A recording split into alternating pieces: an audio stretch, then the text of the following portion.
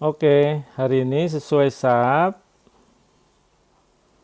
tadi sudah saya sebut-sebut, kelas ini membahas pemerintahan daerah, Pemda, ya kan?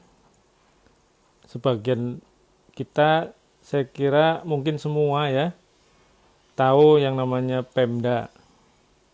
Singkatannya, kadangkala orang menyebut pemerintah daerah tanpa Han. Ada yang lengkap pemerintahan daerah. Kalau undang-undang setelah reform, zaman Pak Harto sudah turun, ada undang-undang, nanti saya juga jelasin di tengah-tengah jalan kelas pertemuan keberapa begitu. Itu ada bedanya antara pemerintahan daerah dan pemerintah daerah. Kalau pemerintah daerah itu kepala daerah plus wakil kepala daerah dan birokrasinya. Kalau pemerintahan daerah menyangkut peran antara DPRD dan pemerintah daerah. Ya, pemerintah daerah. Ya, pemerintah daerah bisa hanya yang dimaksud adalah kepala daerah dan wakil kepala daerah. Terutama malah kepala daerah, pemerintah daerah itu. Pemerintah pusat itu presiden di Indonesia. Kadang-kadang dilengkapi dan wakil presiden. Ya, maka di daerah, pemerintah daerah itu kepala daerah, wakil kepala daerah. Gitu. Pemerintahan itu tambahin DPRD. Undang-undang mendefinisikan itu sejak reformasi, sejak undang-undang pengganti undang-undangnya Pak Harto. Pak Harto turun, Anda belum lahir ya. Gitu. Kan turun 98. Ya, Anda lahir tahun 2000-an. Ya, 2001 jangan-jangan. Ada yang tahun 2000 barangkali. Nah, jadi kuliah ini membahas itu. Pemerintahan daerah lengkap itu lahir karena ada desentralisasi, Mas, Mbak. Nah, ada di judul.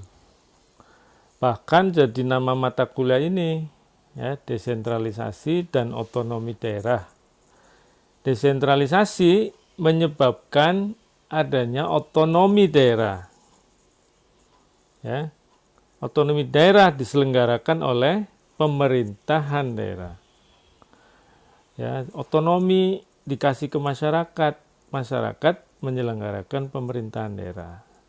Kalau nggak bisa terselenggara otonomi. Kenapa mata kuliah ini dikasih di administrasi publik, dikaji dalam administrasi publik? Karena administrasi publik, objek studinya organisasi negara, Mas, Mbak.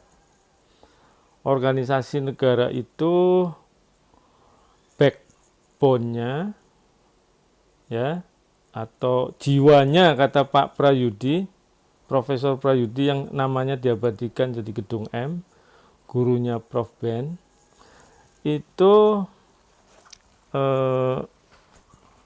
administrasi gitu. Jadi organisasi itu kalau nggak ada administrasi nggak jalan. Jiwa dari organisasi adalah administrasi, kata Pak Prayudi. Ya, organisasi negara bisa diselenggarakan secara sentralisasi, sehingga ada pemerintah pusat.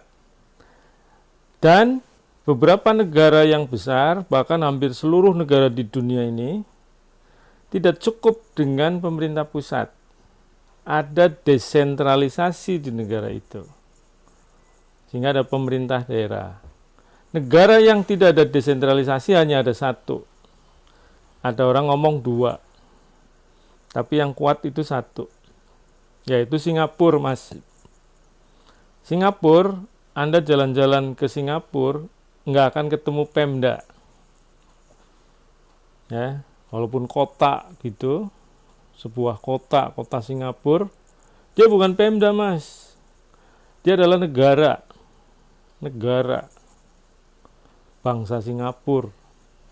Ya. Kecil di Pulau Sumbu namanya. Pulaunya namanya Sumbu. Kalau orang Indonesia pipis rame-rame, itu pulau tenggelam, ya kan? Tenggelam.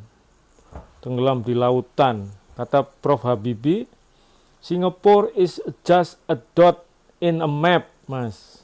Di dalam map itu Singapura kayak titik doang. Sombong Pak Habibie almarhum ya.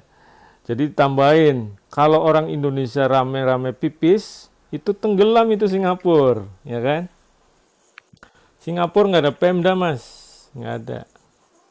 Ada yang nambahin, Timor Leste juga nggak ada Pemda, adanya alat-alat pemerintah pusat di daerah. Jadi kalau ada kota Dili, wali kota Dili itu alat pusat, orang pusat di daerah. Mohon di mute. Oke, jadi kita belajar pemerintahan daerah dalam kuliah desentralisasi dan OJA. Pemerintahan daerah disebabkan karena ada desentralisasi.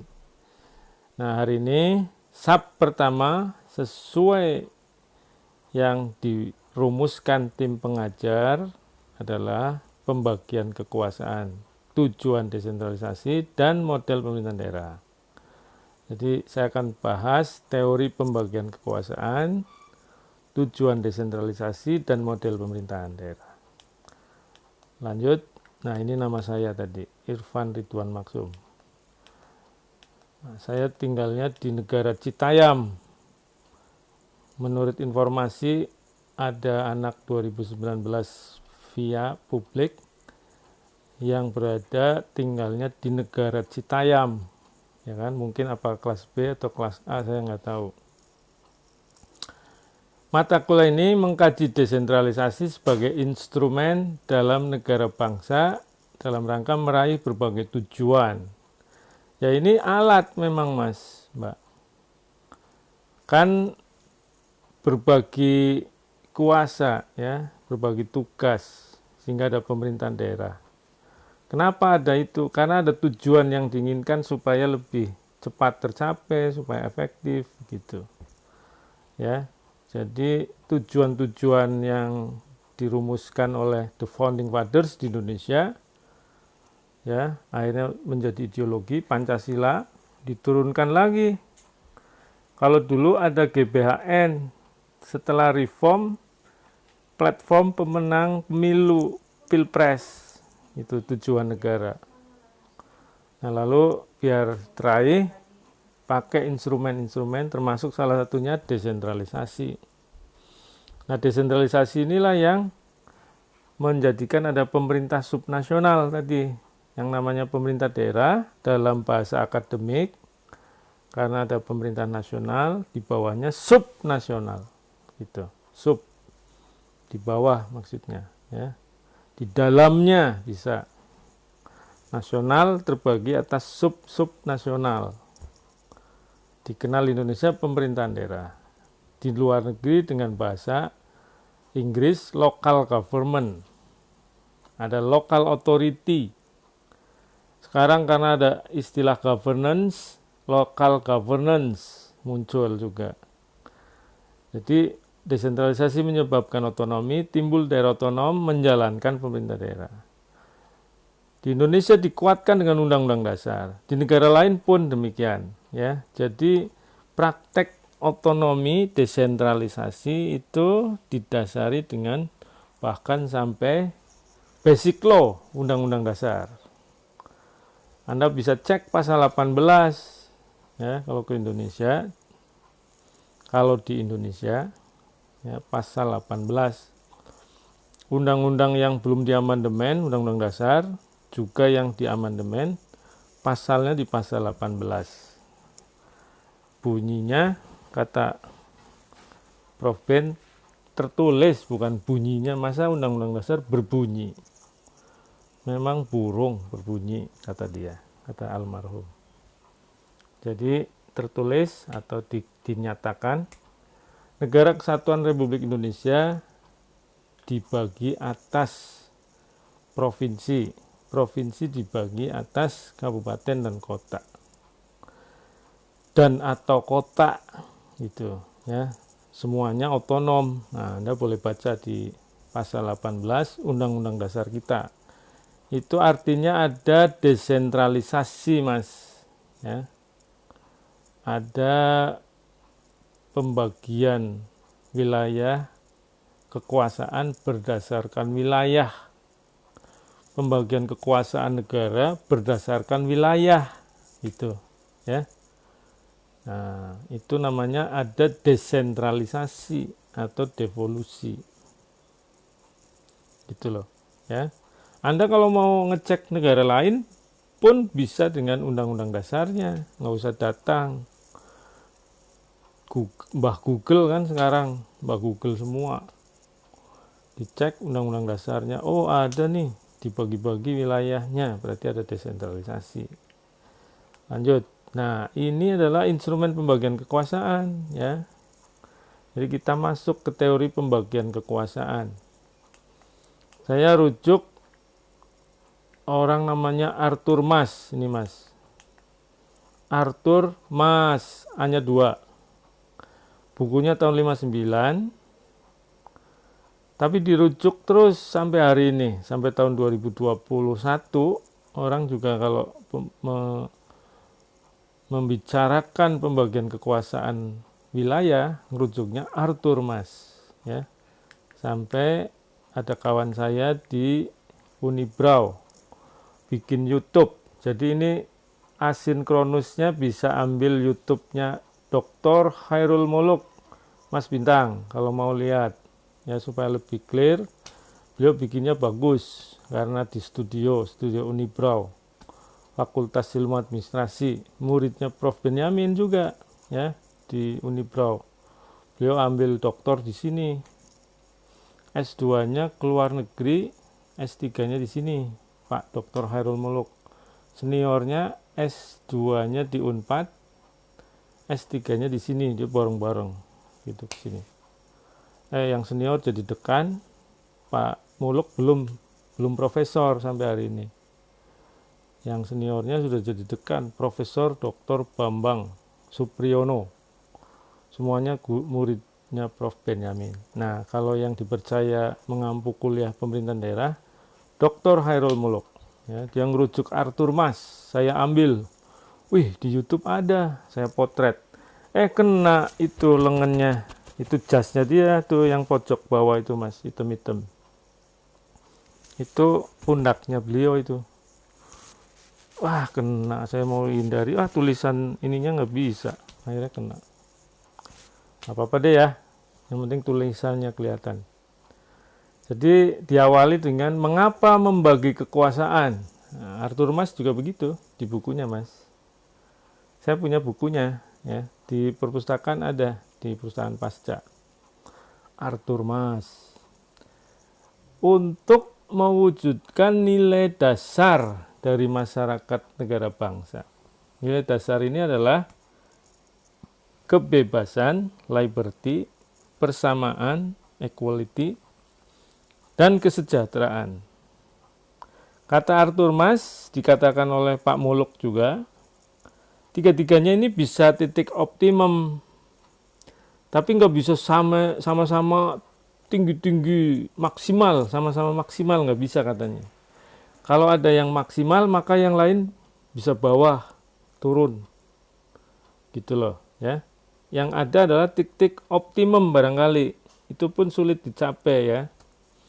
Biasanya ada skala prioritas gitu akhirnya. Misalnya militer, yang jadi pemimpin militer, biasanya kebebasan ditekan Mas kalau militer. Karena dia ingin yang lainnya yang dicapai, efisien ya, bisa jadi kesejahteraan, terus untuk efisiensi atau efisiensi untuk kesejahteraan gitu ya.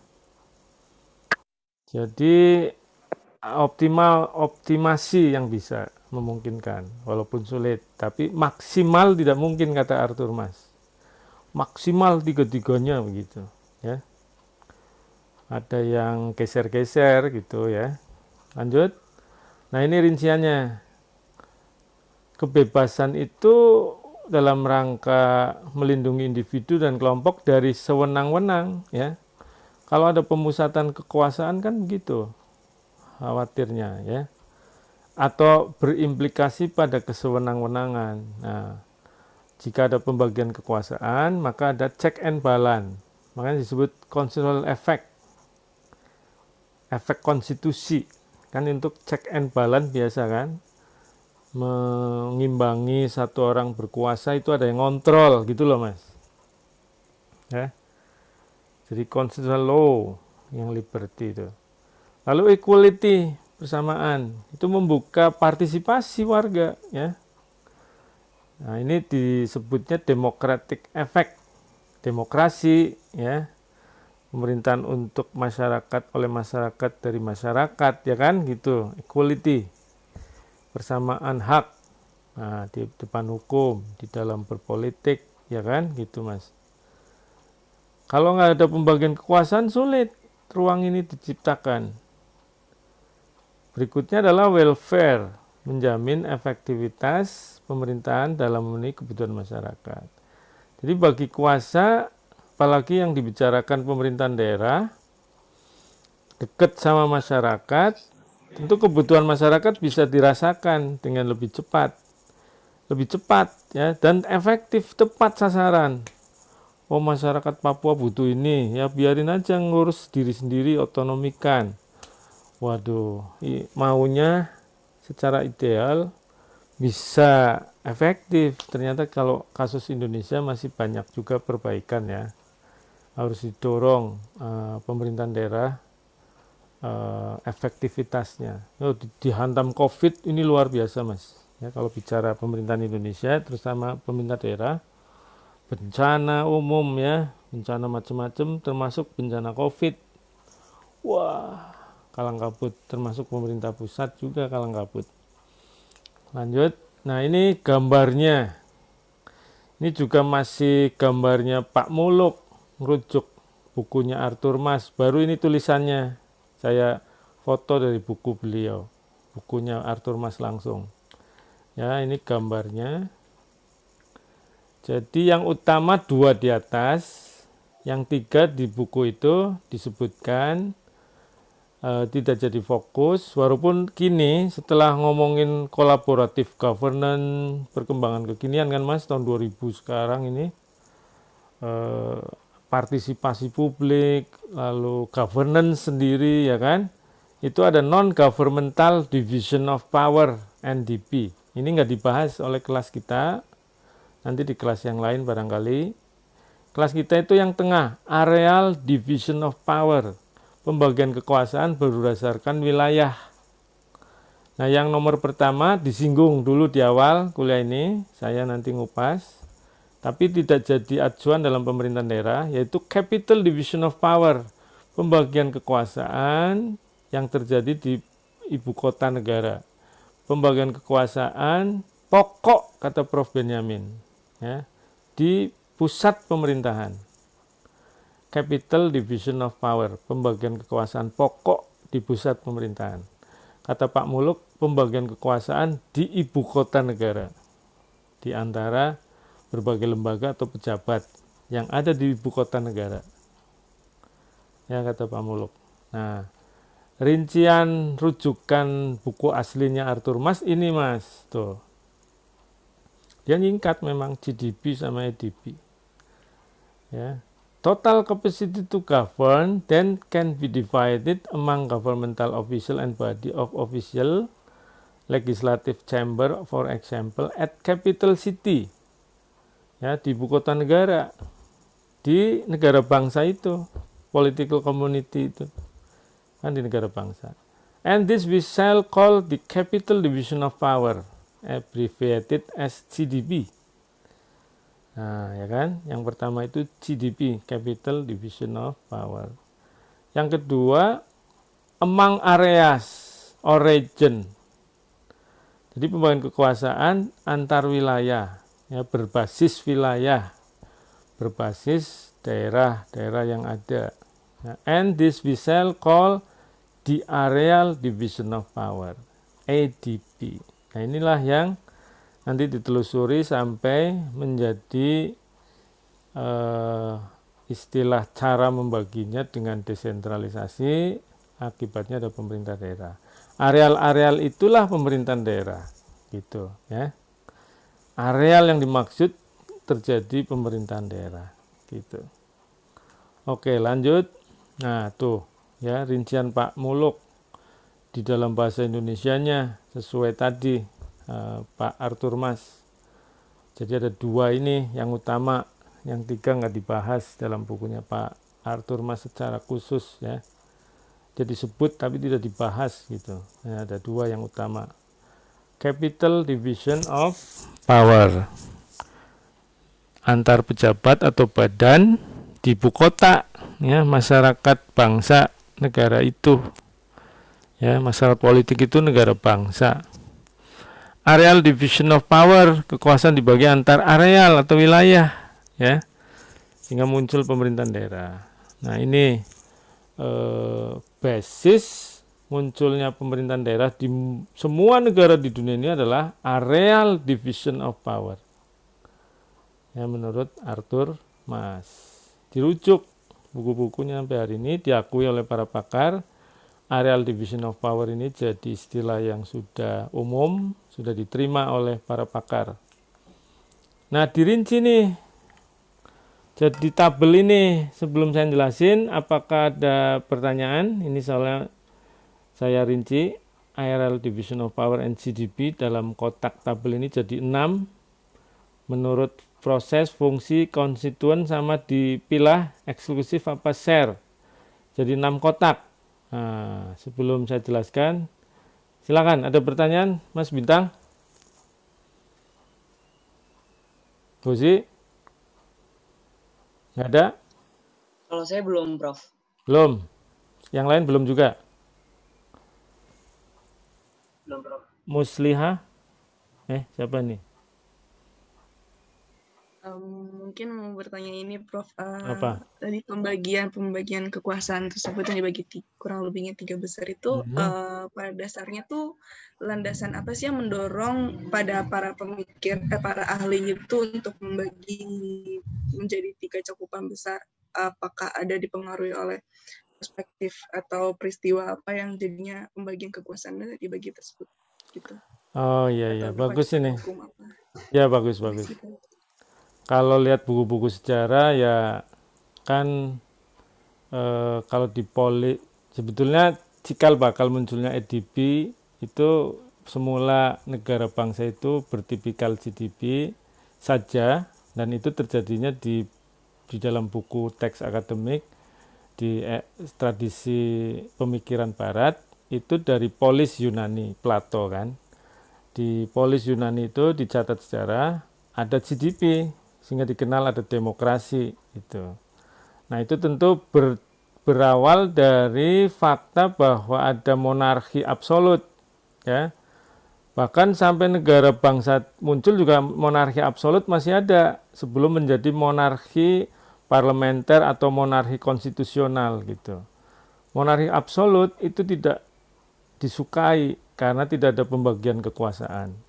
Nah, sebetulnya menghindari kesewenang-wenangan, mengidam-idamkan kebebasan. Jadi masyarakat itu kalau dikendalikan oleh pemimpin negara itu adalah dalam posisi yang lemah ya, sehingga perlu ada pengembangan tata kelola negara yang semula absolut jadi ada pembagian kekuasaan. Jadi kalau lihat buku-buku sejarah maupun politik itu berkaitan dengan teori ini gitu. Jadi nggak ujuk-ujuk kita bagi ya, nggak. Kalau orang administrasi tentu Anda ingat-ingat pembagian kekuasaan itu sebagai administrasi yang ideal. Pembagian kerja itu meringankan beban kerja Anda.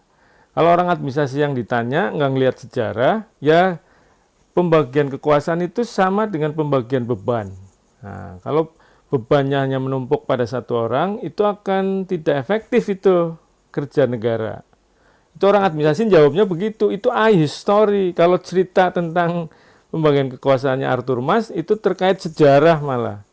Ada dari polis sampai negara bangsa, sampai akhirnya diserangnya monarki absolut menjadi negara bangsa yang modern, ada republik, ya, atau bergeser yang monarki masih utuh menjadi monarki konstitusional gitu ya. Gitu Mbak. Jadi perlu dibaca buku-buku lain, tapi buku-buku administrasi sih beban kerja ya. Kita yakin kalau orang nggak bagi kuasa, beban kerjanya numpuk dan itu nggak efektif. Bahkan ada absolute power, absolutely corrupt ya.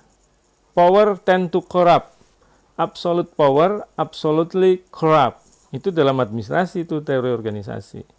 Jadi pembagian kekuasaan itu menghindari korupsi, menghindari absolute power gitu. Oke, siap. Bagus pertanyaannya. Terima kasih, Prof. Sama-sama. Silakan yang lain. Oke, kalau tidak ada saya lanjutkan. Ini rinciannya nih, ya. Setelah kita tahu pembagian kekuasaan dari Arthur Mas dalam negara bangsa jadi 6 sel. Kenapa 6 sel? Sumbu horizontal, ada proses, function, sama konstituen. Ya, bikin tabel jadi 3 sel, tapi 3 sel itu dipilah vertikal, eksklusif sama share. Eksklusif itu tidak dibagi, ya. Bukan tidak dibagi, yang ada di tempat lain tidak ada di tempat sini, yang ada di sini tidak ada di tempat lain, itu eksklusif. Kalau share, bersama-sama, sharing ya, share. Nah, maka akhirnya jadi 6. Nah, kita rinci ya menurut prosesnya. Nah, selanjutnya menurut prosesnya GDP dan IDP dibagi menurut prosesnya. Nanti tolong diingetin, materi PPT ini di-share melalui chatroom setelah saya selesai ngajar. Dari segi proses, di ibu kota negara, GDP tersusun proses legislasi, ada lembaga legislatif. Proses pelaksanaan, ada eksekutif. Proses pengawasan, ada yudikatif. Ini nyambung dengan teori Montesquieu sama Jean-Jacques Rousseau, separation of power atau division of power, ya kan? Jadi proses GDP di tingkat nasional dibuat pembagian kekuasaannya menurut proses. Salah satu contohnya adalah legislatif, eksekutif, yudikatif, gitu loh, ya. Bisa input, proses, output, outcome sampai outcome ya, outcome bisa ya, tapi biasanya dalam satu function, misalnya di kesehatan nanti dibagi di KL tertentu, di DPR sendiri, di legislatif itu ada input untuk menerima masukan ngerancang undang-undang, nanti memproses di badan legislatifnya, di Balek, nanti di komisi-komisi, fraksi-fraksi sebagai penggodok, proses outputnya nanti pas di badan sekretariatnya untuk menulis urutan undang-undangnya, ya. Di pemerintah, di Pak Jokowi, kementerian menurut bidang. Mungkin di sekretariat presiden ada input proses juga, ya. Jadi bisa melalui proses pemetaannya itu pembagian kekuasaan di ibu kota negara. Tapi yang besar itu menuruti teori Montesquieu, ya, separation of powers, ada legislatif, yudikatif, eksekutif tengah biasanya. Nah, secara proses kalau lihat ADP, Areal Division of Power, maka menurut Arthur Mas, tingkat nasional bikin Code of Conduct atau kebijakan strategis. Subnasionalnya menjalankan. Nah, itu kan berarti membuat sama menjalankan. Ya, membuat menjalankan. Biasanya mengevaluasinya juga yang menjalankan, yang membuat. Harusnya ada yang mengevaluasi. Ya, bisa orang independen ditunjuk pemerintah. Jadi secara ADP juga terjadi proses gitu ya, mekanisme proses. Dua-duanya bisa eksklusif, bisa dikerjakan berbagi ya. Kalau yang legislatif, yudikatif, eksekutif itu eksklusif. DPR nggak ngerjain apa yang dikerjakan presiden nggak ngerjain apa yang dikerjakan yudikatif nggak ngerjain apa yang dikerjakan legislatif gitu kan. Walaupun aktornya mungkin komunikasi, tapi sebagai proses dia eksklusif. Ada kalanya share ya, ketika masih diminta untuk menggodok undang-undang ya, mungkin ngajak pemerintah bagaimana nih, tapi pada saat tertentu dia eksklusif ya. Jadi bisa ada yang di eksklusif, bisa ada yang di share kegiatan-kegiatan tertentu ya. Gitu. Jadi sisi proses CDP dan EDP terjadi kegiatan sedemikian rupa, dan ada yang eksklusif maupun share. Ini kotak pertama ya, kolom pertama, kotak pertama dan dua begitu, satu kolom. Lanjut yang function tuh ya. Fungsi Arthur Mas nyontohnya adalah di bidang eksekutif, Mbak Mas semua. Di tingkat nasional, di ibu kota negara, itu ada fungsi-fungsi yang tercermin dalam kementerian di bawah eksekutif ya. Anda tahu ada Menteri Kesehatan, Menteri Pendidikan, Kehutanan, dan semuanya deh KL ya, kan tercipta fungsi tuh ya. Itu eksklusif, Menteri Kesehatan nggak ngerjain Menteri Pendidikan gitu. Ada kalanya ada yang share. Sekarang ini share, umumnya ada kolaborasi sekarang. Bahkan udah nggak bisa berkutik kalau sendirian mainnya sekarang ya rupanya. Apalagi COVID, rame-rame tuh Pak Terawan sampai nggak berani ngadepin Najwa Shihab. Ya, begitu sudah selesai jadi menteri, berani dia di media.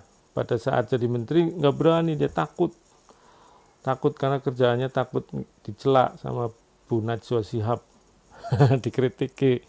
dikritisi ya. Ya, jadi ada berbagai fungsi di tingkat nasional. Menurut area ada distribusi juga. Ya, ini yang dibahas nih nanti pemerintahan daerah secara lebih luas, pertemuan 2, 3, 4 lebih dalam lagi ya, pembagian wewenang. Ke daerah ada desentralisasi. Nah, di sini letak desentralisasi muncul. EDP bidang function menurut Arthur Mas, ada desentralisasi. Ada yang eksklusif, hanya pemerintah pusat yang punya, ada yang berbagi ya. Misalnya yang strategik ya kan nggak dibagi. Saya bikin code of conduct bidang pendidikan, undang-undang pendidikan nasional, sistem pendidikan nasional, Pak Menteri dan anak buahnya di tingkat Jakarta yang bikin. Nah, nanti begitu ngomong pendidikan SMA, bagi ke provinsi, dasar dan menengah ke dasar dan SMP ya. Itu ke kabupaten kota, SMA di provinsi, pendidikan tinggi di pusat. Nah, ini share, berbagi. Nah, soal pendidikan menurut strata ya, yang eksklusif, yang strategis milik pusat gitu ya. Oke. Lanjut. Nah, ini gambarnya yang memudahkan, merujuk Arthur Mas dari YUM 4. Ini juga pakar dari Amerika ya, pakar yang ada di Perserikatan Bangsa-Bangsa. Dari sejak tahun 60 beliau sudah terlibat di bidang pemerintahan daerah, riset seluruh negara di dunia. Tahun 60 nulis, tahun 91 nulis. Namanya Samuel Hummes 4. Samuel YUM 4. Bukunya National Power and Local Governance tahun 91 dirujuk pakar sampai hari ini juga. Nah, ini memudahkan, di awal bukunya beliau merujuk Arthur Mas. Arthur Mas tahun 59 tadi dirujuk 91 oleh Hume 4, terus dirujuk lagi sama pakar sekarang, Mas, gitu. Jadi nyambung menyambung. Lihat, ada functional agency, ini pembagian fungsi-fungsi ya di kementerian. Lalu ke bawah areal division of power, fungsi-fungsi. Sehingga muncul ada dinas-dinas di daerah, ini juga dinas-dinas di kabupaten kota. Ya, ini municipal kabupaten kota, regional provinsi, ini pusat. Itu ada kementerian-kementerian ya. Distribution of power, functional and areal channel ya, tabel ini. Oke, lanjut. Sekarang konstituen, kolom ke-3. Ya kan, konstituen. Oke. Konstituen, orang yang dilayani, orang yang berkepentingan, itu ikut juga dibahas sama Arthur Mas, bahwa punya masing-masing gitu. Dari konstituen, GDP dapat terbentuk lembaga dengan masing-masing masyarakat yang diwakilinya, memperjuangkan aspirasi. Di negara federal, nah Indonesia bukan federal nih, kesatuan, tapi unik, Indonesia pengen nyontoh negara federal rupanya. Ada senat, ada parlemen, Mas. Senat itu mewakili konstituen negara bagian, Mas. Negara-negara bagian diwakili di senat. Parlemen federal mewakili masyarakat melalui partai. Indonesia ikut-ikutan padahal negara kesatuan, Mas. Ada DPD setelah reform Undang-Undang Dasar mengatur ada yang namanya Dewan Perwakilan Daerah. Itu konstituennya daerah, Mas, bukan orang sebetulnya. Tapi yang milih orang, masyarakat kita. Cuma basisnya daerah. Kalau DPR itu basisnya memang masyarakat pemilih melalui partai kita sayangnya. Tapi sekarang jadi dapil-dapil kan gitu. Nah, ini DPD sama DPR itu beda konstituen. Walaupun di tingkat orang share, nggak eksklusif. Di tingkat lembaga eksklusif. DPD itu mewakili lembaga daerah, bukan manusia masyarakatnya, ya. Kalau parlemen, DPR, masyarakat melalui partai, gitu, ya. Akhirnya share sih, ya, share, enggak eksklusif, ya, share, gitu, berbagi konstituennya. Nah, ditambah sekarang presiden juga pilpres langsung, Mas. Konstituennya Pak Jokowi itu masyarakat Indonesia, berbagi dengan DPR, ya. Sekarang nggak boleh yang nggak milih Pak Jokowi bukan konstituen saya, nggak bisa, ya. Begitu jadi presiden, masyarakat Indonesia semua konstituennya. Tapi di DPR konstituennya partai tertentu berbeda dengan partai yang lain, tapi di DPR, ya, gitu loh. Itu DPR karakternya karena dari partai kalau di Indonesia. Ya, di negara lain partai tapi pakai distrik. Distrik. Jadi kalau partainya kalah di distrik itu tidak ada wakil dari partai. Kalau di Indonesia dapil tapi setengah proporsional. Masih ada partai lain walaupun kalah nomor 2. Anda paham nggak sistem pemilu begini? Misalnya ya, Mas, Brebes itu dapil sekian di Indonesia, ya. Di situ kalau sistem distrik kayak Amerika, jika partai Nasdem misalnya menang nomor 1, maka suaranya Brebes itu hanya dari Nasdem, gitu. Partai lain nggak ada. Itu distrik murni. Kalau Indonesia setengah proporsional, jadi ada partai lain. Dihitung dulu, memenuhi nggak syarat punya wakil di DPR, DPRD, DPR kabupaten, DPR provinsi, maupun DPR pusat. Gitu. Kita setengah-setengah, Mas, setengah proporsional, setengah distrik. Kalau Amerika kan distrik murni, ya kan, gitu. Oke, jadi konstituennya beda-beda. Nah, kalau ngomong areal division of power, nah ini areal. Maka udah pasti orang Sumatera Utara adalah konstituen dari Provinsi Sumatera Utara. Provinsi ada kabupaten kota di dalamnya, berarti ada overlapping, share. Ya, gitu loh. Dia jadi konstituen Provinsi Sumatera Utara, tapi bisa jadi Kota Medan kan otonom. Pemerintah Kota Medan, saya orang Depok. Saya konstituennya Pemkot Depok, tapi saya konstituennya Pemda Jabar juga, Mas. Pemda Jabar karena Depok ada di Jabar. Saya orang Indonesia, saya konstituennya Pak Jokowi. Sama satu partai di tingkat nasional, juga partai yang saya tunjuk. Jadi DPR nganggap saya juga konstituen gitu. Ya, jadi ada konstituen masing-masing. Yang kita bahas nanti pemerintahan daerah, maka yang EDP. Function kelihatan EDP-nya. Ini ya. EDP distribusi pemerintahan daerah sehingga ada pemerintahan yang dikerjakan Pemda.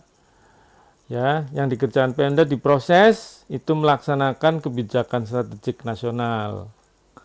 Ya, dari segi proses melaksanakan kebijakan strategik nasional. Dari segi fungsi ini ada urusan pemerintahan daerah, ada urusan-urusan dari konstituen Pemda masing-masing. Ya, saya konstituennya, bahkan saya stakeholder gitu kan, politi gitu. Nah ini Pemkot kalau Depok nggak benerin jalan raya yang rusak, maka saya teriak-teriak, Pemkot ini jalan menuju saya rusak gitu ya. Apakah ini urusannya pemerintah pusat? Cek dulu. Oh ternyata jalan nasional, teriaknya ke menteri. Oh ternyata jalan provinsi, teriaknya ke Ridwan Kamil gitu loh ya. Banjir, apa-apa banjir di Kerawang teriaknya Anies, banjir di Kalimantan teriaknya Anies, ya kan? Jadi kasihan Pak Anies, jadi keliru itu konstituennya. Oke lanjut. Wah ini nanti saya jadi pemicu konflik enggak. Nah ini lucu-lucuan aja sih. Oke. EDP, kelas ini berkiblat ke EDP-nya, Mas. Yang utama karena pemerintahan daerah itu adalah hasil dari pembagian kekuasaan berdasarkan wilayah. Ya. Jadi dari EDP lah pemerintahan daerah muncul. Nah, soal EDP ini memang sejarahnya setelah ada negara bangsa. Waktu polis Yunani nggak ada EDP, adanya CDP. Ya, itu pun setelah modern dikembangkan demokrasi, ya kan? Menurut Plato ada demokrasi, walaupun pemerintahan terjelek di antara yang jelek, pemerintahan terbaik di antara yang jelek katanya. Ada pembagian kekuasaan di tingkat CDP, ya. EDP-nya belum ada. EDP muncul ketika ada negara bangsa. George Jelinek, ahli hukum, ya, Anda klik di Google, pasti muncul Jelinek. Itu mengakui ketika Alexander the Great, ya, Alexander Agung bikin Makedonia meluas dari Eropa sampai India. Nah, untuk memudahkan pekerjaan dia melakukan ADP, Areal Division of Power, bikin pemerintahan-pemerintahan di bawah kendali dia. Dengan desentralisasi, ada devolusi, sehingga lahir pemerintahan daerah. Ya, ada pemerintahan daerah di bawah kendali dia. Bahkan bisa dengan federalisme. Nah, nanti kita bahas di pertemuan 5. Negara federal sama negara kesatuan bedanya apa nih desentralisasinya? Sabar ya. Anda jangan bingung. Bisa jadi negara bangsa itu tercipta federal. Bisa jadi negara kesatuan. Nah, apa bedanya? Nanti pertemuan 5. Oh, apalagi ini Makedonia, caplok India, bangsa sendiri, ya. Mungkin saat itu federalisme, ya, Alexander the Great. EDP-nya federalisme, gitu. Negara Makedonia, gitu. Tapi akhirnya pemberontakan akhirnya tinggal yang wilayahnya Prusia, Jerman, ya kan gitu loh. Lalu tinggal sudah hilang kenangan Makedonia. Hilang ya Makedonia. Sekarang tinggal negara-negara bangsa Eropa yang sudah kecil-kecil tapi hebat-hebat. Negara kecil tapi menguasai dunia gitu ya. Oke, lanjut. Nah, apa karakter local government? Ini saya rujuk Rondinelli, Nellis, dan Sema. Local government karakteristiknya apa sih? Bagaimana gitu? Menurut mereka 3 paling tidak yang perlu dicatat. Dia otonom, Mas. Local unit of government are otonom. Otonom berarti bisa mengurusi diri sendiri, ya. Dia bisa walaupun dibagi tugas oleh pemerintah pusat dalam rangka membantu fungsi-fungsinya, dia diberi otonomi karena ngurusi masyarakat setempat gitu ya. Jadi otonom, dia independen dan clear, dia beda level dengan pemerintah pusat ya, beda, ada pemisahnya, spirit terpisah, malah ditulis jauh. Kontrol langsung, pengawasan langsung itu bisa nggak ada atau sedikit, little or no. Jadi pengawasan langsung itu little or no. Ada yang pengawasannya besar, model negara komunis, ya jadi mencelakai otonomi, ya itulah trade off-nya. Kalau kontrolnya besar, otonominya rendah. Sehingga sebetulnya yang ideal menurut pakar-pakar barat, otonomi itu kemudian little or no direct control. Jadi pengawasannya dari hukum, melanggar hukum apa enggak Pemda. Terus nanti ditegur. Jadi nggak bisa dijewer langsung. Bukan birokrasinya pusat Pemda itu. Beda kalau dia no spirit level, dia bagian dari pemerintah pusat. Seperti Polda dan Polri. Kapolri itu atasannya Kapolda. Nah itu bisa dijewer Kapolda sama Pak Kapolri. Pak Anies nggak bisa langsung dijewer Pak Jokowi, paling ditegur, Pak Bapak ngelanggar hukum undang-undang ini, tolong hati-hati Pak, tuh ya. Nah kalau ribut terus di Pemda tertentu, DPRD-nya ribut, masyarakatnya ribut, bisa diimpeach, ada hukumnya diatur di undang-undang. Jadi panjang kalau njewer kepala daerah, jewer DPRD, ya harus masyarakatnya sendiri yang jewer gitu ya. Kedua, jelas garis batasnya. Depok garis batasnya ada, ya Mas, ada patok-patoknya. Disitulah tepat untuk perform, bahkan membuktikan pelayanan publiknya, menarik pajak, ya kan, pajak hanya ditarik di wilayah otoritasnya gitu. Jadi Anda jelas di Depok, begitu masuk Lenteng, UI dibelah jadi 2, sebagian milik Jakarta, sebagian Depok. Akhirnya diakui, dicatat di 2 tempat ya UI itu. Yang Jakarta itu, yang di Salemba, yang di sini dianggap masuk Pemkot Depok, ya kan? UI ada di Depok, ya. Kop suratnya Depok, kalau Salemba Jakarta jelas. 2 UI, ya. Jadi mematuhi aturan-aturan IMB dan sebagainya di Depok UI itu. Oke, jadi ada garis batas. Negara juga ada garis batas ya. Indonesia Malaysia sering patoknya digeser-geser katanya, menurut cerita. Kalau nggak diawasi tentara digeser mulu ya, di Kalimantan sana. Itu kan patoknya Mas, panjang itu kan, se-Kalimantan itu, sama kayak Papua Nugini. Garis patoknya itu sepanjang itu, dan dijaga sama tentara kan. Nah, tentara mereka honornya gede, tentara kita honornya kecil. Udah deh, ngeri. Gitu loh, Mas. Ketiga, Pemda itu punya status hukum, Mas. Badan hukum, bisa dituntut dan bisa nuntut. Maka Anda kalau nggak memenuhi, bisa rumahnya Anda digusur, bisa ada teguran dari misalnya nggak bayar pajak apa begitu, dituntut Pemda. Tapi Pemda juga siap dituntut Anda kalau Anda merasa benar, dia juga dituntut balik bisa, ya. Jadi local government have corporate status, ya, corporate status, status badan hukum, and power to secure resource to perform their function.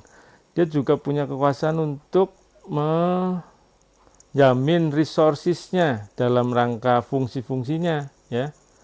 Ada ASN, ada uang, dia punya uang, ya, dari PAD. Itu loh, Mas. Itu Pemda menurut Rondinelli SEMA. Maka ada ASN Pemda, Mas. Kalau Anda pikirannya ingin jadi ASN, tiap tahun ada formasi, ya. Pemda di Indonesia ada 500-an lebih, 540-an gitu. Provinsi, kabupaten, kota. Tiap sektornya punya formasi, ya. Makanya administrasi publik tumbuh, ya. Universitas-universitas yang buka administrasi publik tumbuh, nggak kurang karena selalu dibutuhkan. Di pusat banyak juga, di daerah Anda kalau nggak mau ngelamar ke Pemda DKI, bisa Pemda Papua. Wah, seneng banget kalau Anda ngelamar jadi PNS di Papua, ya. Pemda Papua bisa nerima, dari UI nih, mau ditempatkan di sini, nah, ngelamar jadi PNS ini, gitu loh, ya.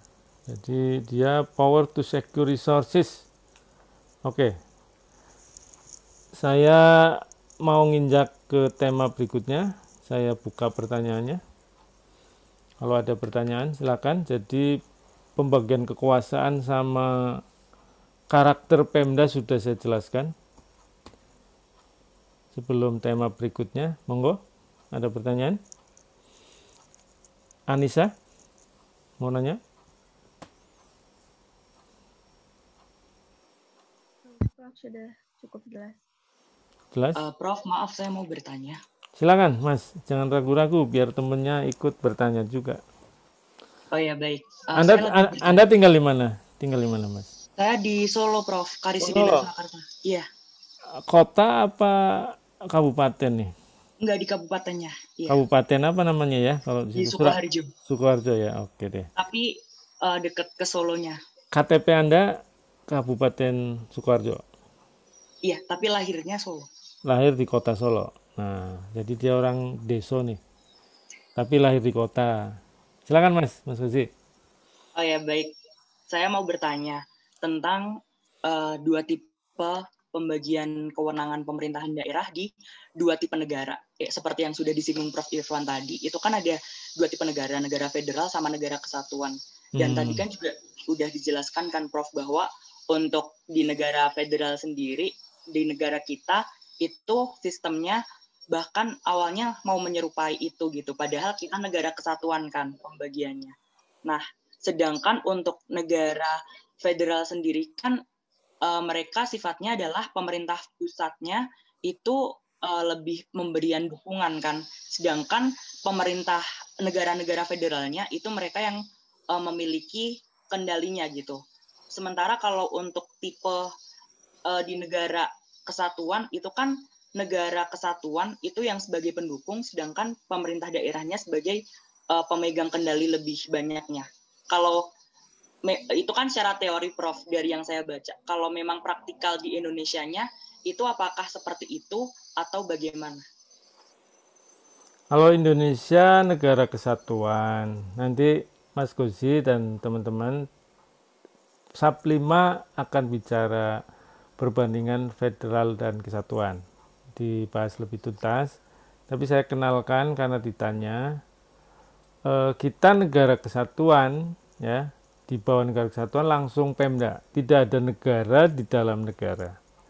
Di federal, di bawah negara federal ada negara bagian. Nah, itu kekuasaannya besar negara bagian itu. Bahkan bisa jadi ada negara federal yang dibentuk oleh pertemuan antar pemimpin negara bagian sepakat berserikat. Seperti Amerika. Amerika itu melalui proses perang saudara. Ya, kekuasaannya besar, itu memang negara merdeka. Negara merdeka, Texas, California, New York, ya. Ada macam-macam, 50 melalui perang saudara utara selatan akhirnya jumpa. Ya, jumpa dalam konsensus jadi Konfederasi Amerika. Nah, karena sistem seperti itu, federalnya kecil kekuasaannya, Mas. Lokal government-nya kecil. Lokal government di mana? Di dalam negara bagian, di bawahnya. Nah, Indonesia kesatuan pernah dibawa oleh idenya siapa dari Belanda? Saya lupa namanya. Dipecah belah, kita jadi federal pada saat Undang-Undang Republik Indonesia Serikat. Ya, kita pernah. Tapi sejak RIS kemudian juga dirubah oleh bangsa kita sendiri, sejak saat itu kita kesatuan terus. Tapi tradisi kesatuannya Indonesia, Pemdanya punya kekuasaan besar. Kekuasaan besar itu dalam arti urusan pemerintahannya banyak yang dikerjakan. Beda dengan federal, kalau Pemdanya di bawah negara bagian, urusannya kecil-kecil, Mas. Jumlahnya paling banter 9 di Amerika. Indonesia 34. Memang tradisinya secara jumlah banyak Indonesia dari sejak merdeka. Merdeka, jadi federal, jadi kesatuan lagi, yang diurus Pemda di Indonesia selalu besar-besar jumlahnya. Tapi ingat, tidak ada negara dalam negara di Indonesia. Jadi tidak ada undang-undang dasar di bawah undang-undang dasar Republik Indonesia. Nah, cara membaginya mirip, bagi kekuasaannya mirip federal. Iya, Mas, di Indonesia. Waktu jatuhnya Pak Harto, apa yang dikerjakan pusat sekian, selebihnya milik daerah. Tapi akhirnya diperbaiki. Nah, akhirnya tetap jumlahnya besar juga Pemda, karena memang tuntutan otonomi sejak Soeharto turun besar banget. Sekarang dikurangi. Nah, di zaman Pak Jokowi ini dikurangi besar karena ada UU Ciptaker. Tapi secara sektor masih besar. Hanya di tiap sektornya Pemda dikurangi otonominya, Mas. Dikunci sama UU Ciptaker. Lapangannya besar, tetap 34, tapi setiap sektornya dikunci oleh UU Ciptaker. Jadi kita secara jumlah tetap besar, hanya menjadi kecil. Dan satu lagi, memang kita negara kesatuan. Pemda itu harus mengikuti hukum nasional lebih ketat ketimbang negara bagian ke federal, ya. Apalagi yang tradisi federal kayak Amerika, ya. Kita tetap ada satu undang-undang dasar saja di tingkat nasional, di bawah tidak ada undang-undang dasar. Jadi gitu, Kozi. Nanti saya jelasin di pertemuan 5 lebih lengkap, ada strukturnya begitu. Mudah-mudahan ini pembuka dulu. Kalau ada yang belum klop, ditungguin sub 5 saja ya. Nanti Anda nanyain ulang nggak apa-apa, nanti saya ulang lagi. Oke. Baik, terima kasih banyak Prof. Terima kasih, sama-sama. Yang lain silakan.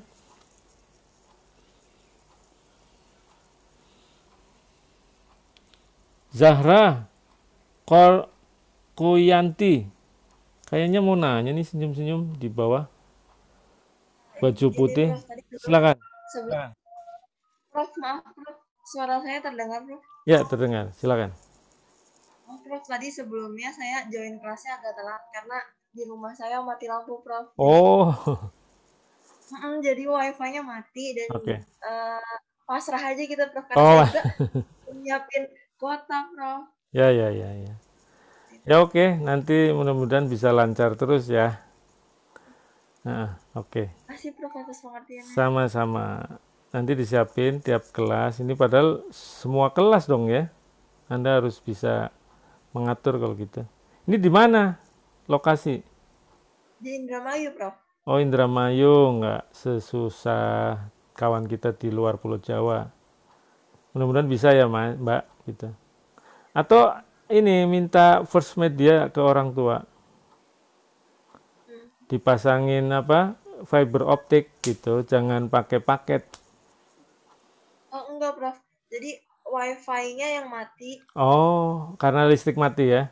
Ya, nah, saya nggak Oke. nyiapin kuota cadangan di Oh, itu ya, ya, ya. Oke, oke, oke, oke.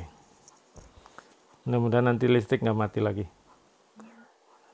Siapa yang lain? Ada lagi?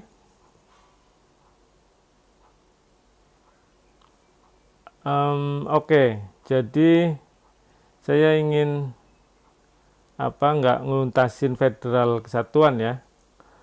Di Indonesia itu memang sekali lagi sejak merdeka urusan yang dipegang pemerintah daerah besar ya. Ya tradisi barangkali sejarah kita kan dari kerajaan-kerajaan. Terus biasa dengan cara membagi kuasa dengan kelompok masyarakat itu lebih praktis menurut bangsa Indonesia. Azan asar. Kedengeran nggak dari Anda? Kalau nggak saya Ya, Prof. teruskan. Kedengeran ya? Iya. Takut bentrok dengan suara saya. Jadi lebih difahami, dicatat sama ahli sejarah juga seperti John Dellek pas berkaitan dengan pemerintahan daerah. Beliau itu pakar sejarah tapi ngungkap Indonesia soal pemerintahan daerahnya. Terus juga menyelidiki karakter tata kelola yang disukai masyarakat kita gitu. Lebih suka bagi itu basis wilayah menonjol, lalu bagi habis. Jadi akhirnya walaupun bukan negara bagian, bukan negara dalam negara, tapi ya sudah, oke, saya mau kok ngerjain semuanya, bisa sebagai kelompok masyarakat. Ya, apalagi diwarnai sejarahnya pernah ada kerajaan-kerajaan, kan kayak negara raja, ya kan? Gitu loh. Beda dengan tanpa ada sejarah itu gampang arahkan ya, bagi tugas sektoral ya gitu loh. Amerika ada negara bagian merdeka, di bawahnya local government. Local governmentnya dikasih 9 urusan, 3 urusan ya. Anda ngurusi ini saja, di luar itu jangan. Milik negara bagian. Mereka nggak ada basis raja, nggak ada basis kerajaan apa di Amerika, nggak ada. Ya, akhirnya yang bisa adalah negara bagiannya besar, federalnya kecil, lokal governmentnya kecil. Federal itu ngumpul 50 kepala negara bagian, pimpin-pimpinan. Oke, Anda negara federal, saya kasih urusan politik luar negeri, hankam, moneter, sama justisi. Sudah 4 itu. Di luar itu milik negara bagian. Negara bagian bagi ke lokal governmentnya maksimal 9. Cek Amerika. Nggak kayak Indonesia sampai 34. 9. Bahkan ada yang 3. IMB, rekreasi, sama pemadam kebakaran. Sudah. Jadi wali kota yang ngurusi 3 urusan, Mas. Di Amerika. Maling banter 9. Nah, Malaysia unik, padahal kesultanan loh. Malaysia tradisi Inggris, diajarin Inggris kuat dan merdekanya dikasih. Nah, maka kuat federalnya Mas. Negara bagiannya dibenahi juga sama tradisi Inggris. Lokal government-nya Malaysia kecil. Negara bagiannya juga nggak terlalu berimbang sama federalnya. Jadi federal Malaysia itu kuat. Federal Malaysia. Negara bagiannya lemah, lokal government-nya lebih lemah lagi. Jerman, nah nanti wah Prof Eko dulu kelas A. Oke, mudah-mudahan di sub 5 deh. Ya, Mas Gosi biar lebih sistematis dan ada PPT-nya. PPT sudah saya bagi tuh. Ya, silakan di download bisa untuk Anda sub pertama ini. Saya lanjutkan kalau tidak ada pertanyaan. Prof mau nanya.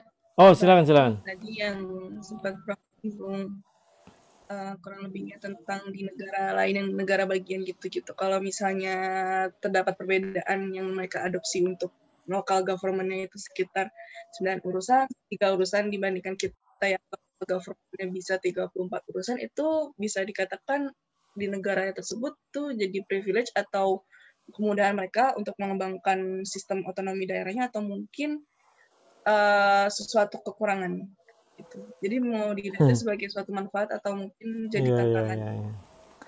Ya, Amerika jelas sudah usianya kan lebih panjang dari kita ya. Dan mengalami perang saudara dan sebagainya. Pernah ada ribut antara sheriff polisian lokal dengan FBI, pernah. Kok Anda ngurusi yang mirip-mirip urusan saya kayak gitu. Lalu itu negara bagian sama federal tuh. Tapi di tingkat lokal tidak ada polisi ya, tidak ada polisi karena milik negara bagian itu sheriff. Ya di sana malah kualitas layanan, efektivitas yang karena bangsa Barat sudah melalui panjang pendidikan juga sudah merata kali ya, rasionalitasnya untuk berotonomi itu memahaminya adalah bagaimana efektivitas pelayanan pemerintah kualitas gitu. Tidak ngomong kuasa, power banyak, tapi terbengkalai Mbak. Ujung-ujungnya hanya duit. Kalau sana duit kecil dibantu oleh negara bagian nggak apa-apa asal kualitasnya tinggi gitu. Jadi kalau duitnya nggak punya, duit otonominya kecil, ngapain minta urusan besar? Ini kita blek oleh Undang-Undang 34, Mbak. Padahal PAD-nya, seperti saya mohon maaf jangan sampai tersinggung kalau ada dari daerah-daerah yang saya sebut lemah begitu ya. Misalnya dari Nusa Tenggara Timur, ya di satu kabupaten PAD-nya hanya 2-3 miliar. Bantuannya sampai ratusan miliar. Itu dari pusat, sementara PAD-nya 2 miliar, dia sebetulnya menjunjung atau merunning 34 urusan itu berat itu sebetulnya. Tapi karena kita disamakan semua oleh undang-undang pemerintahan daerah, harus dikerjakan, bahkan ditekan oleh sektor tertentu di pemerintahan pusat, maka harus jalan itu. Jadi akhirnya malah yang besar trap buat di Indonesia Mbak. Yang kecil happy aja karena sesuai dengan beban resources yang ada. Ya, jadi gitu. Konflik hubungan pusat daerah juga enggak terdengar, paling hanya karena politik kemarin terakhir itu kan kita menyaksikan hubungan federal dan negara bagian di masa Donald Trump kan. Karena cukup unik Donald Trump. Yang lain-lainnya enggak. Nah, ini ngadepin bencana nih. Bencana kan luar biasa nih, ada air, kebakaran sama badai itu biasa itu. Nah, itu negara bagian itu besar porsinya itu. Nah, ini kemudian minta federal juga masuk tuh untuk mengatasi bencana. Itu Amerika paling itu, Mbak. Tapi local government udah kecil-kecil aja dan nggak pernah protes. Orang-orang local government memang perangkatnya sepertinya dia memahami local government ya bahkan DPRD-nya itu bukan DPRD seperti kita itu, gaji tetapnya banyak banget Mbak. Di sana yang gaji tetap pimpinan saja, anggota itu ini part-timer. Bahkan partai itu ada di negara bagian, di local government partai independen, bukan Republik sama Demokrat. gitu di local government. Jadi Anda boleh cek, silakan di local government di negara maju banyak yang kita kadang-kala ingin membenahi local government tapi acuannya itu negara bagian gitu. Ya, itu yang harus Anda hati-hati. Banyak pakar di Indonesia juga kalau ngomong local government ternyata negara bagian di negara federal. Nah, itu yang harus diantisipasi. Oke, saya lanjutkan ya, Mbak. Terima kasih, Prof, atas penjelasannya. Sama-sama. Oke. Tinggal satu tema sesuai SAP. Kita lanjutkan. Tujuan desentralisasi. Jadi setelah bahas pembagian kekuasaan sama karakter Pemda, berikutnya menurut SAP apa yang ingin diraih dalam desentralisasi? Karena tadi menyambung bahwa desentralisasi itu alat pembagian kekuasaan, terutama dalam rangka IDP, Areal Division of Power, ada pemerintahan daerah. Maka dengan cara lebih konkretnya di dalam IDP itu desentralisasi atau devolusi. Nah, ada tujuan-tujuan. Menurut Benjamin Hussein, 5. Ada yang mirip dengan Arthur Mas, nyenggol gitu. Nah, ini 5. Tadi 3, ini 5. Kalau di sana mengapa, ya kan, terus disebutkan tujuan. Jadi seringkali kata mengapa dijawabnya dengan tujuan seperti Arthur Mas. Karena ada tujuan yang ingin diraih. Nah, ini tujuan desentralisasi. Kalau itu tujuan pembagian kekuasaan. Salah satu pembagian kekuasaan dengan desentralisasi. Nah, ini sebetulnya sejalan sebetulnya ya. Nah, ini rinciannya menurut Prof. Ben. Kalau desentralisasi itu pertama kesatuan bangsa. Ya. Dengan melibatkan masyarakat lokal, diberi kepercayaan untuk ngatur diri sendiri, maka dia artinya diakui sebagai bagian dari negara bangsa. Ya.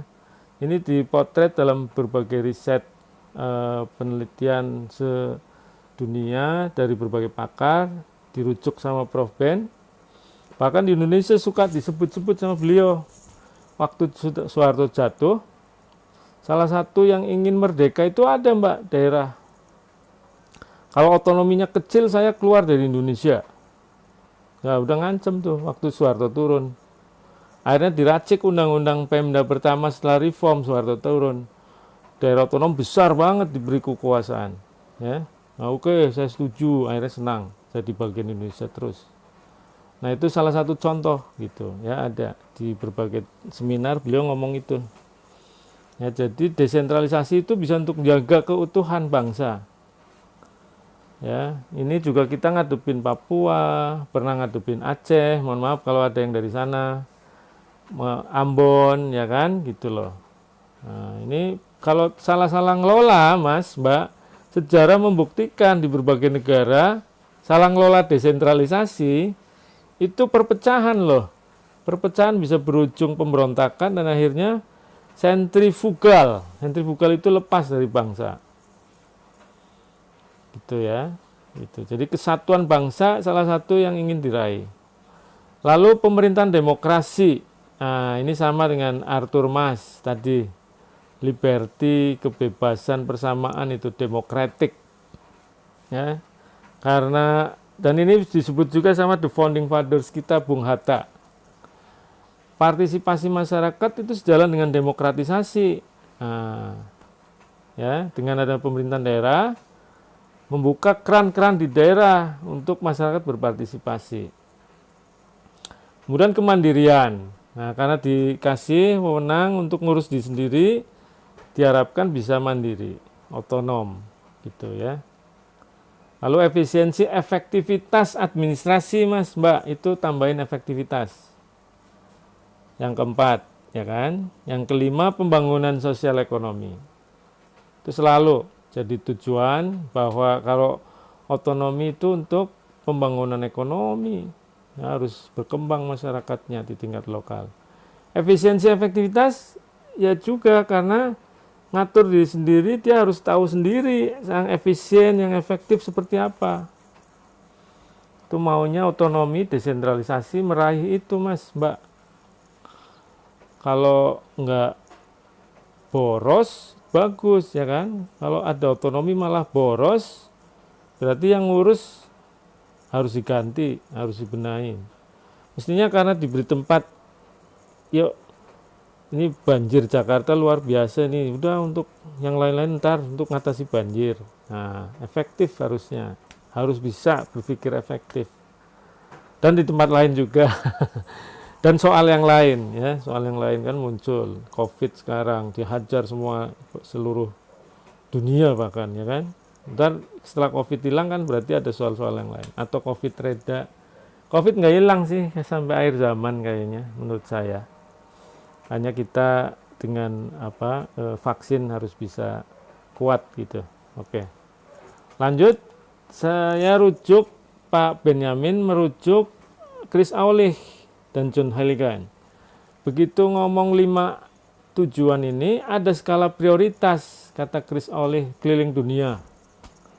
Karena ada skala prioritas, timbul 2 tipologi, Mas. Mbak. 2 tipologi Pemda ya. Ada yang struktural efisiensi, ada yang demokrasi lokal. Struktural efisiensi itu kalau kesatuan bangsa jadi prioritas, national building, dan efisiensi efektivitas ketimbang otonomi dan demokrasi. Yang terakhir selalu pembangunan sosial ekonomi. Sebaliknya, demokrasi lokal itu kalau prioritas yang dikedepankan otonomisasi dan demokratisasi ketimbang national unity dan efektivitas efisiensi.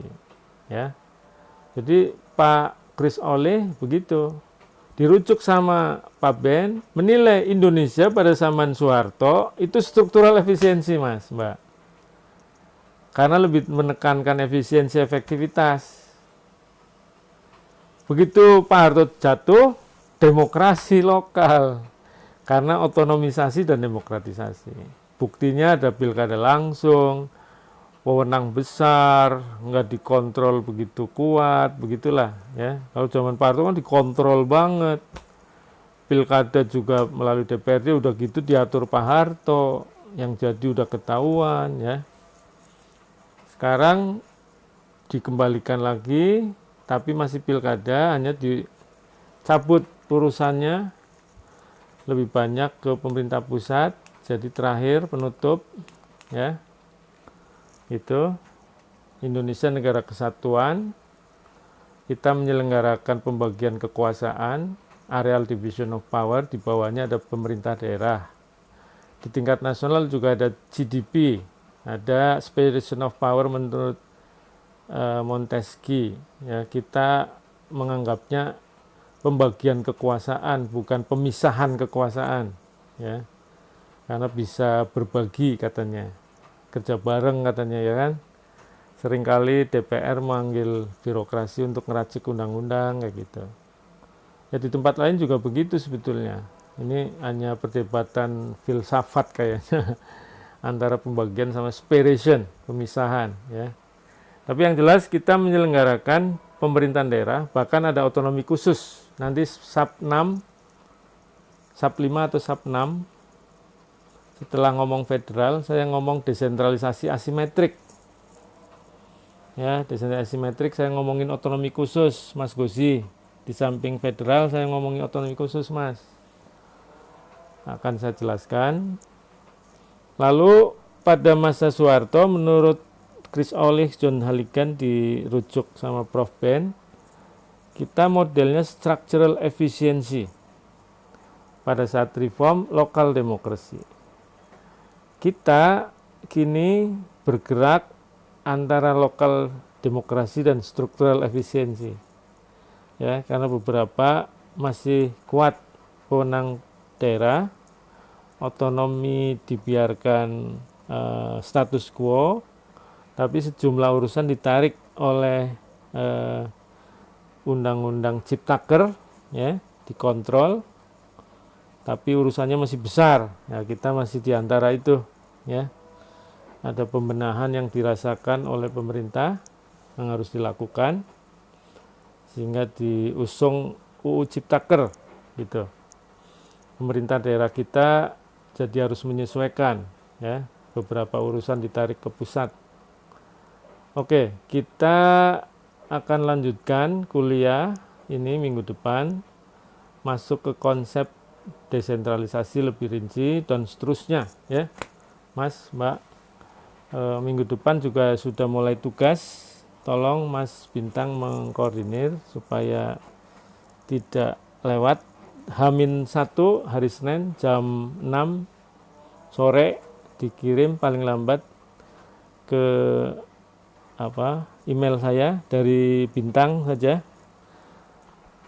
Mas Bintang bisa catat email saya bbkecil.irfan@yahoo.com. Oke. Saya kira silakan. Mohon maaf, Prof. Bisa Ulang. diulang kembali? bbkecil Ya. .irfan Ya. @yahoo.com. Oke, silakan. Ada pertanyaan? Prof, saya izin bertanya lagi. Oke, silakan Gosi. Nah, tadi kan sempat disinggung juga untuk berbagai macam hal-hal yang dilimpahkan perbandingan di negara federal sama kesatuan ya. Nah, kalau di kita kan berdasarkan Undang-Undang Pemerintahan Daerah Nomor 23 Tahun 2014, itu kan wewenang yang menjadi pemerintahan pusat kan ada politik luar negeri, pertahanan, keamanan, justisi, moneter, terus fiskal nasional dan agama. Sedangkan di lain itu tadi kan menjadi kewenangan pemerintahan daerah kan, Prof. Nah, tapi terutama dalam pelayanan dasar, memberikan pelayanan dasar secara langsung ke masyarakat, itu kan merupakan salah satu kewenangan dari pemerintah daerah. Tapi kenapa ketika banyak sekali stakeholders dari pemerintah daerah itu berinisiatif untuk membuat suatu kebijakan, itu banyak yang dianulir oleh pemerintah pusat karena pemerintah pusat merasa bahwa kebijakan tersebut melangkahi kewenangan pemerintahan pusat. Padahal itu kan secara jelas di undang-undang telah disebutkan bahwa pelayanan-pelayanan dasar itu menjadi wewenang dari pemerintahan pusat gitu, pemerintahan daerah gitu. Nah, bagaimana sebenarnya pola relasi yang ideal gitu, menciptakan pola relasi yang ideal supaya pemerintahan pusat dan daerah ini tidak bentrok baik dari wewenang, kebijakan maupun berbagai macam output yang dihasilkannya gitu. Ya. Bagus pertanyaannya. Gosi itu yang menganggap di luar bidang-bidang yang disebut itu milik Pemda tanpa dilanjutkan bahwa pusat juga berwenang, itu keliru, Mas. Jadi di luar bidang moneter, luar negeri, hankam, justisi, agama, pemerintah pusat masih pegang, Mas. Kalau nggak pegang, Pak Mas Menteri nggak ada, Mas. Mas Menteri bikin aturan undang-undang sistem pendidikan nasional. Pendidikan itu pelayanan dasar, wajib oleh Pemda. Tapi begitu Pemda X melanggar apa yang ditulis Mas Menteri, dijewer sama pusat, Mas. Gitu. Jadi ada undang-undang di tingkat nasional di luar bidang-bidang yang Mas Gosi sebut, yang menjadi tanggung jawab pusat. Nah, kalau Mas Gosi nanyain, Pak, sejauh mana sih di luar 5 bidang yang menjadi pusat, itu pusat berperan. Nah, ini yang kadangkala urusan pendidikan dasar sudah dilimpahkan ke daerah, daerahnya nggak mampu, terus dibikinin juklak-juknis dari pusat. Jadi akhirnya pusat intervensi Pemda tinggi, Mas. Nah, itu yang terjadi. Kalau itu maksudnya, iya, ada intervensi tinggi di Indonesia di luar 5 bidang, iya. Saya sepakat tuh, harus ada pembenahan kayaknya. Nah, mestinya kita harus berniat membuat daerah mandiri di luar 5 bidang itu, walaupun pusat masih pegang, karena untuk ngatur code of conduct, ngatur keselarasan tingkat nasional. Misalnya PU itu ada PU pusat, makanya ada menteri. Itu jalan nasional dipegang pusat. Jalan hubungan antar provinsi dipegang pusat. Jalan kabupaten dipegang kabupaten, jalan yang hubung antar kabupaten dipegang provinsi. Tapi kalau Pemda kabupaten sama provinsi bikin jalannya enggak sesuai standar nasional, dijewer. Siapa yang jewer? Pusat. Gitu. Tapi soal bagaimana dia menunjuk kontraktor, menjalankan proyeknya, itu kan diatur sendiri. Nah, itu harus dibuat mampu kabupaten, kota maupun provinsi. Ini PUPR sering lupa membuat mampu kabupaten, kota sama provinsi. Itu bidang PUPR, bidang kehutanan, bidang kesehatan, bidang lingkungan hidup, bidang pemberdayaan perempuan, bidang pemuda. Itu dibuat begitu juga. Ya, jadi harus ada yang ditarik, harus ada yang dikasih. Menurut saya, pengamatan saya, Mas. Tapi pandangan bahwa di luar 5 bidang dikasih daerah semua itu salah, Mas. Salah. Ya, oke? Baik, Prof. Terima kasih banyak untuk Sama-sama. Siap.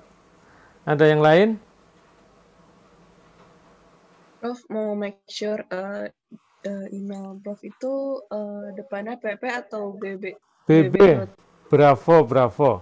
Oh, Bravo. Baik. Iya. Terima kasih. Oke. Untuk tugas literatur review udah mulai besok ya, Prof? Mulai minggu depan ya sudah, karena minggu depan. sesuai SAP. Sudah baca SAP belum, Mbak? Belum. Oh, saya kalau enggak, nih, ya saya share. Sekilas saja ya. Oh ya, baik, Prof. Nanti biar Anda melanjutkan. Nah, tuh, ya kan? Ini kan SAP pertama. Sudah kan? Nah, ini minggu depan nih, sudah tugas literatur review 1. Anda ngumpulinnya hari Senin, paling lambat jam 18 dari Bintang ke email saya. Tapi dari Anda ke email Mas Bintang harus diatur sama Mas Bintang, disepakati ya, supaya jam 6 sudah ada di saya. Oke. Ini Anda baca review-reviewnya, literaturnya begitu. Bisa mengenai SAP sekarang, bisa mengenai SAP minggu depan. Asal jangan SAP ketiga. Ya, cari yang materi 1 ini dan 2. Silakan. Oke? Jelas? Baik, Prof. Makasih, Prof. Sama-sama. Oke, cukup. Saya sholat asar, terus ternyata saya nyambung pasca jam 4, jadi ini pas sudah selesai. Pertanyaan kalau masih ada sih saya tunggu lagi, kalau ada. Masih, Prof. Masih menerima pertanyaan nggak? Masih satu, silakan. Silakan. Mas, tadi kan ada 2 jenis model desentralisasi. Model Pemda, ya. Yang model Pemda, struktural efisiensi sama demokrasi lokal, yang mana struktural lokal itu tuh lebih ke zaman Pak Soeharto, sedangkan demokrasi itu yang sekarang-sekarang. Prof, menurut pendapat Prof Irfan tuh dengan adanya otonomi lokal ini dan struktural efisiensinya tuh makin otonomi ini dampaknya tuh lebih positif atau sebenarnya tuh pada zaman Soeharto tuh menurut Prof tuh ada beberapa poin positif yang hilang karena menjadi karena ganti model ke demokrasi lokal. Ya. Oke. Iya sih, diteliti oleh banyak pakar, peneliti juga diakui pada saat awal reform itu efisiensi sama efektivitas pemerintahan lepas kendali, Mbak. Jadi pemerintahan benar-benar pada saat awal itu nggak memikirkan apakah anggaran mengena ke masyarakat, anggaran bisa berdampak pada ekonomi, anggaran terukur enggak. Karena itu kita bisa tahu datanya, Anda bisa lewat koran, data penelitian itu ditangkapnya anggota dewan korupsi, kerusakan lingkungan, tidak berdampak pada pelayanan dasar. Itu di awal-awal itu muncul, Mbak. Jadi efisiensi efektivitas kelupaan. Makanya muncul Undang-Undang Perbaikan dari 2299 diperbaiki 32 2004. Dimunculkan efisiensi efektivitas. dikontrol cara menganggarkan APBD, terus dikenalkan dengan anggaran berbasis kinerja, ya, dikontrol lagi sama Kementerian Keuangan, tambahin gitu. Cuma akhirnya karena waktu itu heavy DPRD, dibalikin dengan pilkada langsung. Waktu 2299 pemilihan melalui DPRD. Pemerintah daerah bertanggung jawab sama DPRD. DPRD semau-mau gue waktu itu, dicatatnya ya. Akhirnya pakai pilkada langsung diperbaikannya. Kepala daerah jadi berkuasa kayak raja. Awal 32-2004. Ditarik lagi perbaikan bahwa kepala daerah juga harus dikontrol. Nah, sekarang muncul 23-2014 memperbaiki bagaimana ngontrol kepala daerah gitu ya. Jadi ada titik tertentu yang menarik lagi ke struktural efisiensi gitu.